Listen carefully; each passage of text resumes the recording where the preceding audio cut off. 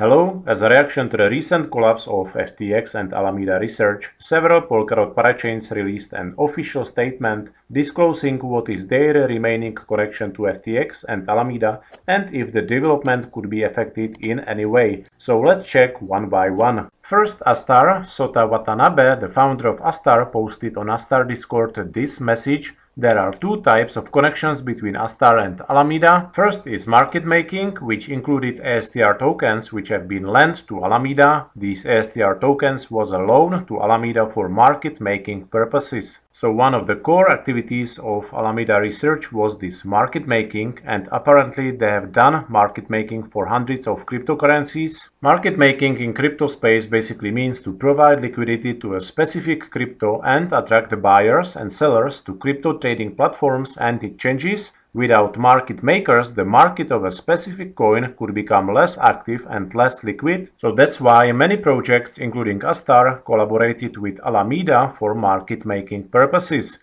Back to Astar, so Alameda holds some ASTR tokens and Astar team is trying to get them back now. The second type of connection between Astar and Alameda is so-called SAFT contract. SAFT stands for Simple Agreement for Future Tokens, and it is a form of investment of venture capital companies and crypto funds in new crypto projects. SAFT contract includes those seed and private rounds that you can see when checking tokenomics and token release schedule of crypto projects. Astar raised in total $22 million, out of which Alameda's investment was $400,000, so it's only 2% of the total raised funds. So Alameda definitely holds some ASTR, but they are just a minor stakeholder. Moreover, most of their tokens are still locked. Moving to Moonbeam, Moonbeam team tweeted that there was no direct connection or a relationship between Moonbeam Foundation and FTX or Alameda. Next parachain I checked was Acala. Betty Chen, the founder of Acala, posted this message on Acala Discord. Acala has no risk exposure to FTX exchange. The same case as Astar, Alameda invested in Acala via SAFT contract. The exact dollar value is not disclosed.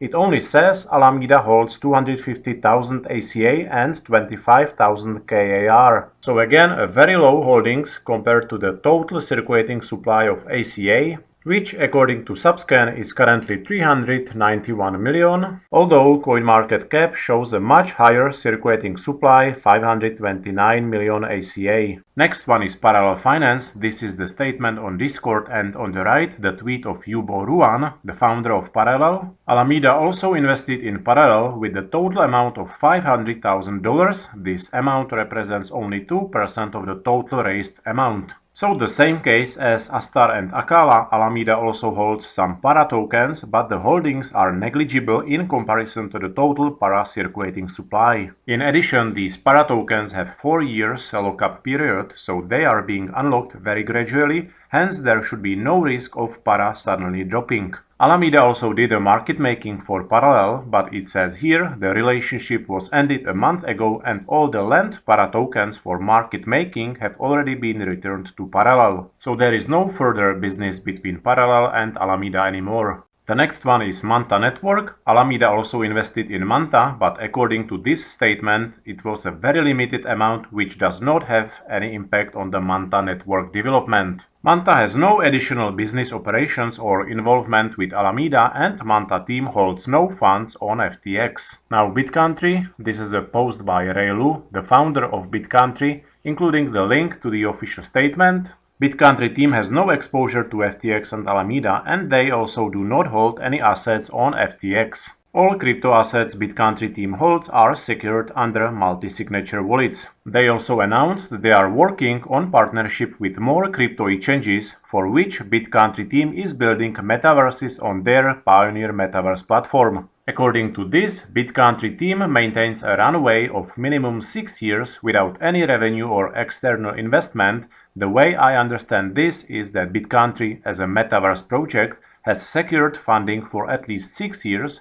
so the constant development of the project should be secured for at least several more years. Other parachain teams such as Interlay, Centrifuge, Fala or Subsocial tweeted only briefly, meaning most likely these parachains have no connection with Alameda and FTX. So I'm pleased that some Polkadot parachains released their statements calming down the community and their token holders, as the more transparency and communication with the community in these times, the better. On the other hand, these are just statements which average users cannot verify in any way, and if crypto space taught us anything this year, it is to not trust anybody anything when it comes to investing. I was also curious if and how Gavin Wood, the founder of Polkadot, responds to the recent unfortunate crypto events.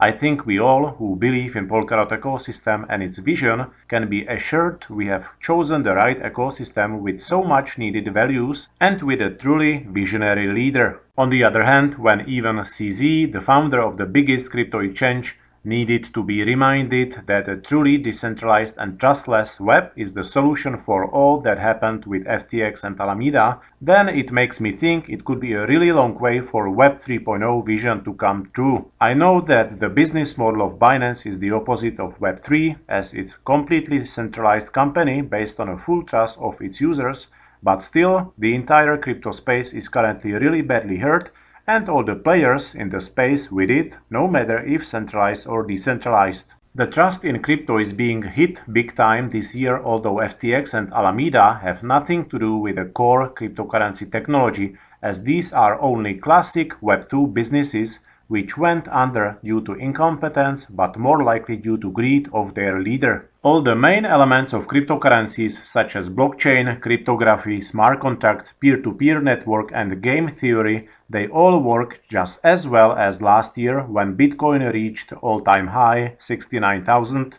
Always a good idea to remind this ourselves once in a while to keep us going.